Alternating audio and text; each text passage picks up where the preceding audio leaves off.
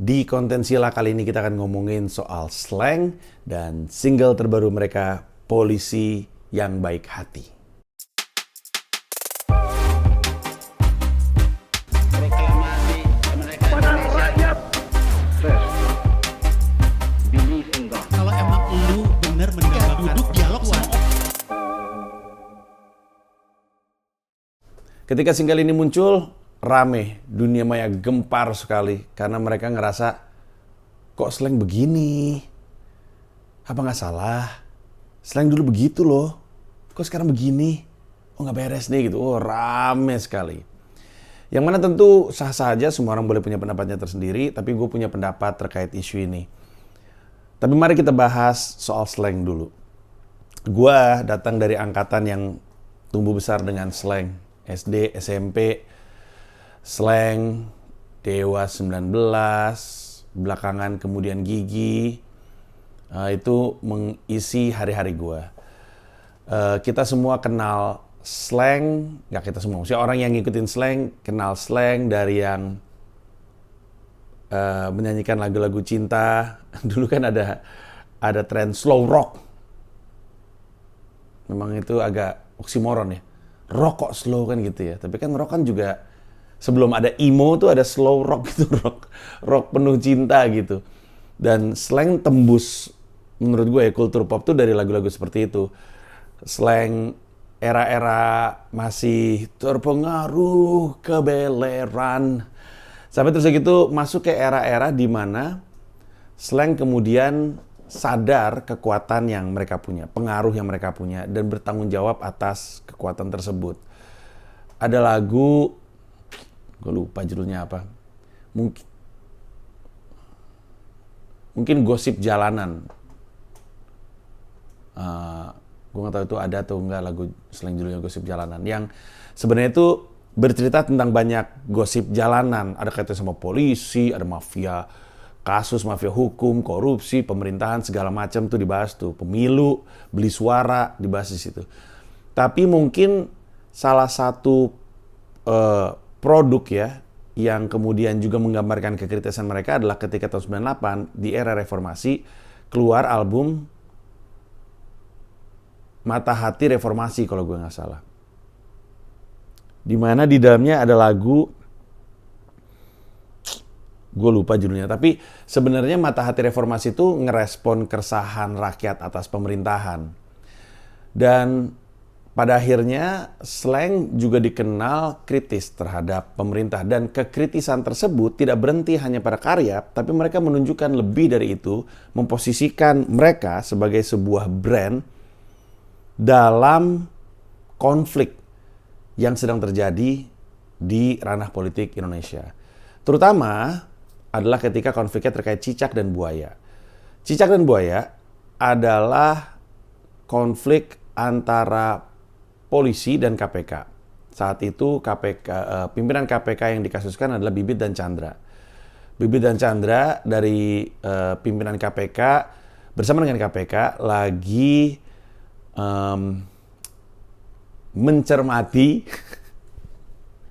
meneliti rekening gendut polisi. Nah, di konflik ini kebagi dua intinya sih, KPK dan polisi. Mereka berantem gitu. Yang mana seru sekali karena KPK isinya polisi juga sebenarnya. KPK itu kan isinya ada polisi, ada jaksa, gitu-gitulah, ada umum, ada masyarakat umum. Itu ngumpul dalam satu lembaga. Yang mana ya pada naro tikus juga gitu. Ya gitu-gitulah, seru lah pokoknya. Semacam film Internal Affairs, The Departed. Tapi waktu itu konfliknya cukup besar dan slang memposisikan pro KPK. Dan dengan itu anti polisi korup. Tapi ya secara umum jatuhnya kayak anti polisi.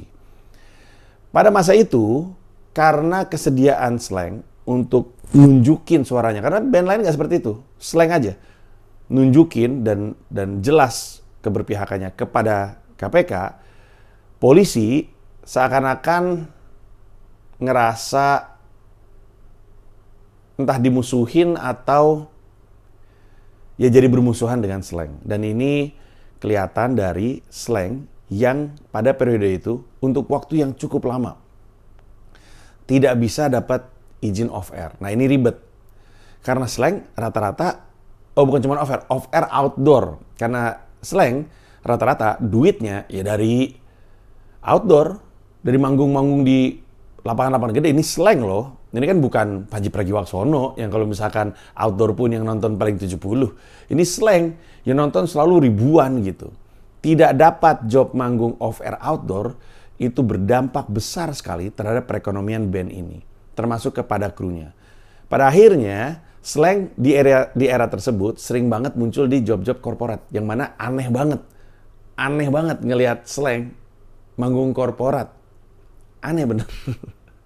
Manggung korporat tuh kalaupun band ya, biasanya ya Gigi tuh gue paling sering. Menurut mereka showmanship-nya gila banget. Gigi gue sering ngeliat tuh. Terus ya apa ya, kalau sekarang yang mungkin Malik gitu ya, job korporat gitu. Tapi selain itu nggak pernah, karena ngerasa perlu sih sebenarnya.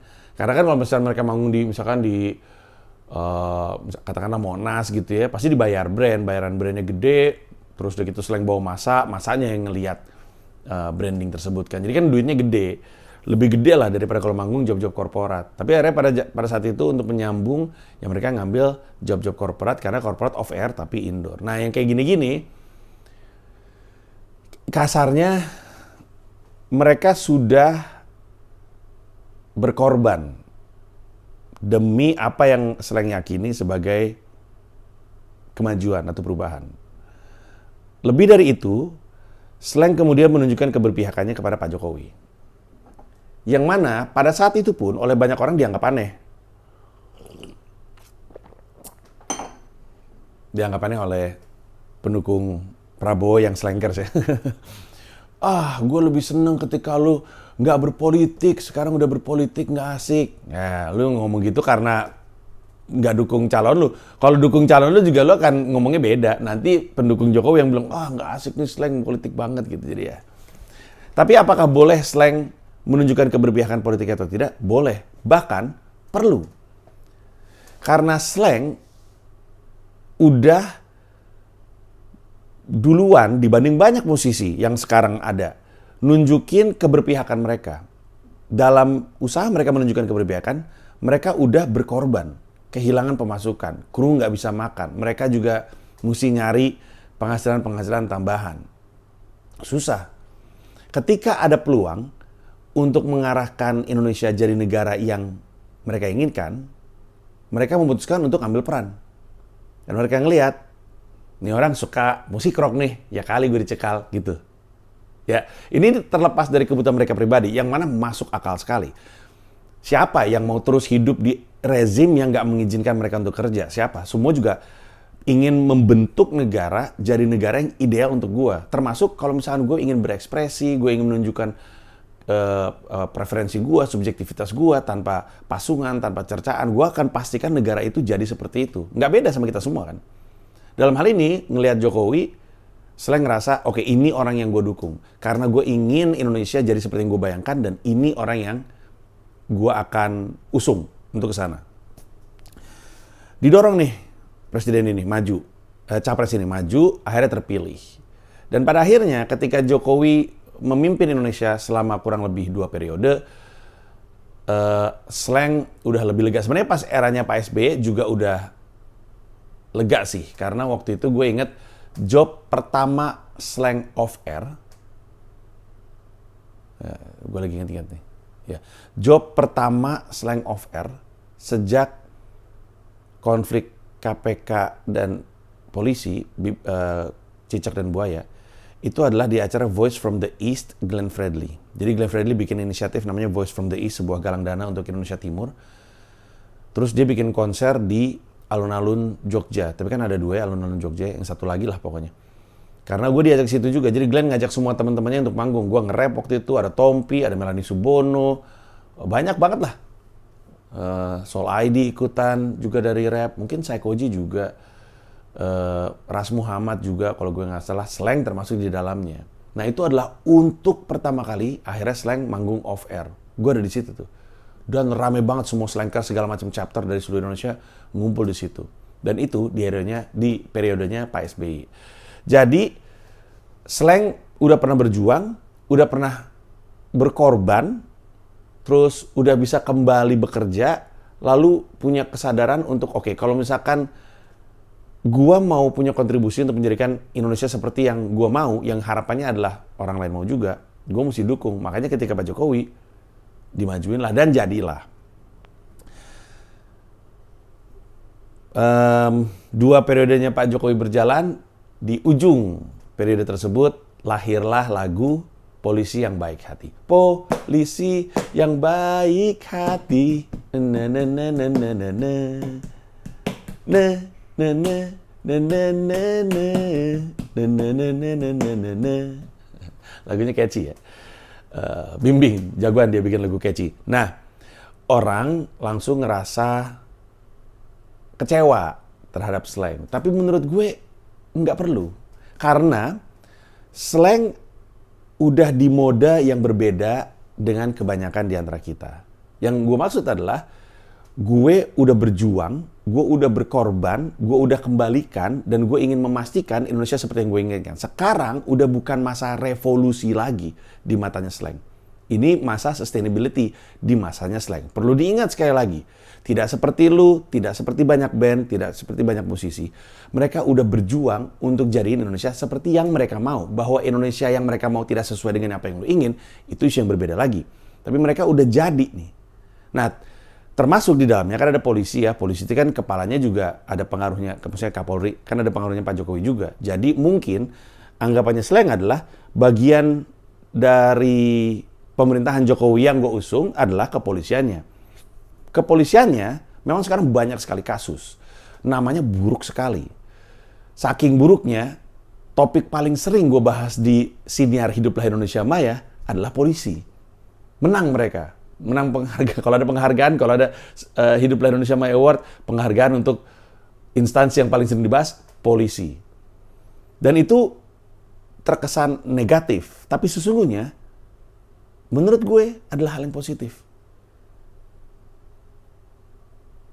Kayak kita sekarang lihat menteri-menteri pada ditangkapin karena korupsi, terus pimpinan partai, terus kepala daerah. Buruk memang buruk. Tapi lebih mending ketahuan dan ditangkap daripada zaman dulu. Orang pada ngomongin, zaman Soeharto nggak kayak gitu. Zaman Soeharto nggak kayak gitu tuh karena mereka tetap korup, tapi nggak ada yang nangkep. Karena siapapun yang ngomongin aja ditangkep.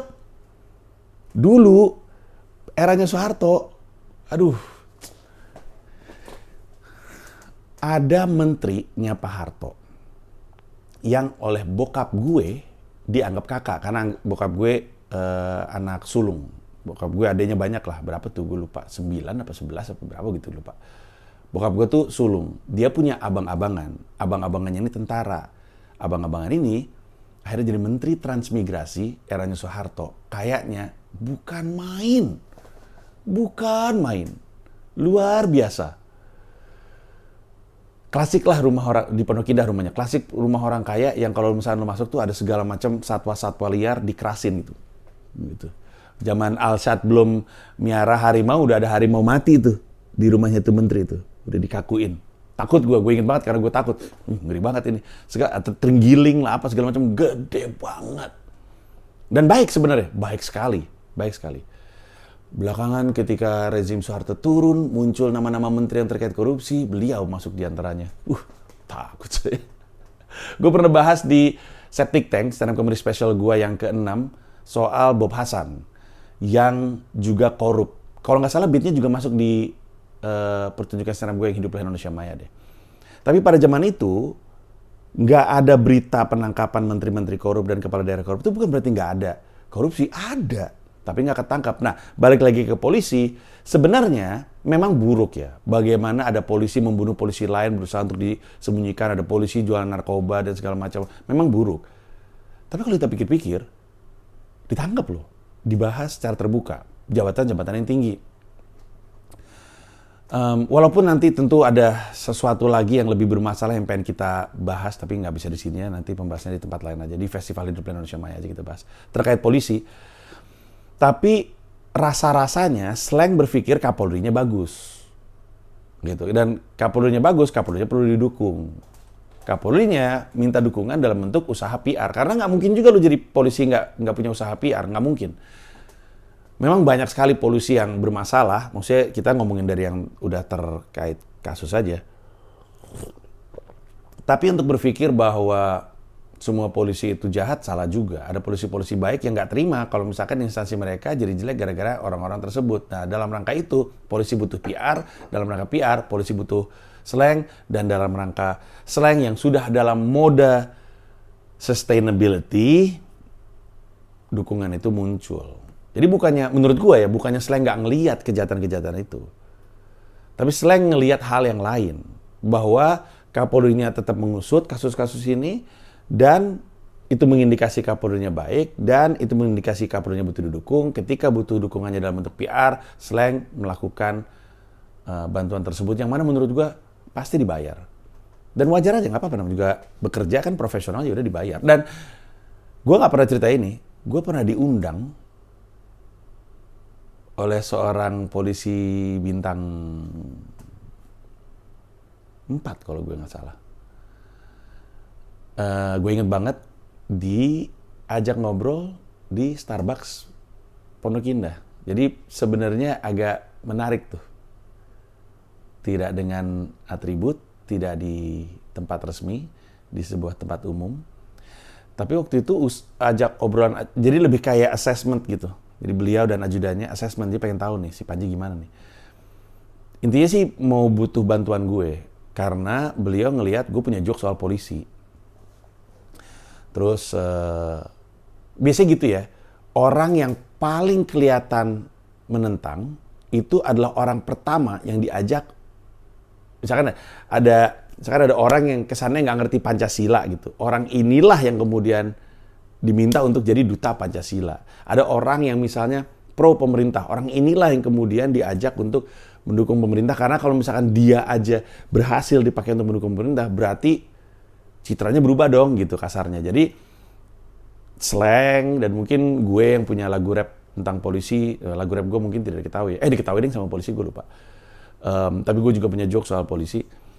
Itu tuh diajak untuk melakukan PR activity. Bentuknya apa tuh sebenarnya masih diskusi. Tapi terus segitu dia mempersilahkan gue untuk nanya, terus gue tanya balik dan segala macamnya. Saya kayaknya ada kesan bukan orang yang tepat untuk diajak kerja sama, akhirnya nggak jadi. Tapi gue pun menyediakan diri dengan syarat-syarat gue. Gue pengen tahu nih tugas gue ngapain, apa dari masalah lu yang menurut lu mesti dibantu oleh gue, bukan oleh perbaikan dari sisi internal. Apa sebenarnya yang sudah terjadi secara internal yang publik nggak tahu, yang mungkin gue bisa informasikan. Yang kayak gini-gini, it has to be on my term. Gue harus tahu gitu. Gue nggak bisa gitu diminta untuk melakukan sesuatu, apalagi dibayar terhadap hal-hal yang tidak gue yakini. Akhirnya nggak jadi deh. Nah, menurut gue slang boleh melakukan apapun yang slang inginkan. Slang boleh berpihak. Boleh-boleh aja. Plus, ini udah bukan eranya slang untuk kritis, guys. Slang, Iwan Fals, udah pada tua. Lu masih berharap slang dan Iwan Fals? Ya sebenarnya bisa juga sih. Bisa juga. Tapi kalau gue jadi slang dan kalau gue jadi Iwan Fals, jangan tunjukin jari lu ke arah gue. Tunjukin jari lu ke arah lu dan temen-temen lu gitu. I paid my price, kata slang. I paid my price, kata Iwan Fals. Gue udah berjuang, gue udah berkorban, gue udah kena batunya atas perjuangan gue. Masa sekarang gue gak boleh nyanyi, aku lelaki tak mungkin menerimamu bila ternyata kau mendua. Masa gak boleh? Boleh dong. Biarin. Udah tua gue. Masih aja berharap kayak gitu-gitu dari gue. Yang lain dong. Kan gitu. Makanya, tapi ini opini gue ya, tentu ada aja yang berharap, ya kalau misalnya militan dari awal, militan sampai akhir, ya bisa juga. Tapi ntar buntut-buntutnya ini konfliknya jadi kayak Bung Karno dan Bung Hatta. Jadi momen perpecahan Bung Karno dan Bung Hatta adalah karena Bung Karno tuh merasa ini tuh masih revolusi. Gue ini masih pemimpin revolusi. Revolusi itu masih terjadi dan gue perlu untuk terus memimpin karena revolusi masih berjalan. Terus si Bung Hatta udah lewat. Udah bukan eranya. Sekarang nih kita ngebangun, kita bikin struktur yang benar. Ayo, kita yang proper, yuk bisa yuk Soekarno yuk, ayo kita bisa gitu. Soekarno tidak. Ini masih masa revolusi, saya adalah pimpinan revolusi. Ya, Peci ceritanya. Saya adalah pimpinannya, gitu. Dua-duanya mencar akhirnya jalannya. Yang satu masih ngerasa ini masih masa perang, yang ini bilang ini udah masa damai. Nah, itu tuh kurang lebihnya tuh. Di Indonesia ada yang selalu ngerasa kita masih harus menggulingkan sesuatu, ada yang ngerasa gue udah ngegulingin sesuatu, sekarang kita mempertahankan apa yang kita punya. Nah, ini nggak ketemu. Di balik semua itu, sebenarnya ada satu lagi yang lebih mendasar. Soal konflik ini ya, ada sesuatu yang jauh lebih mendasar.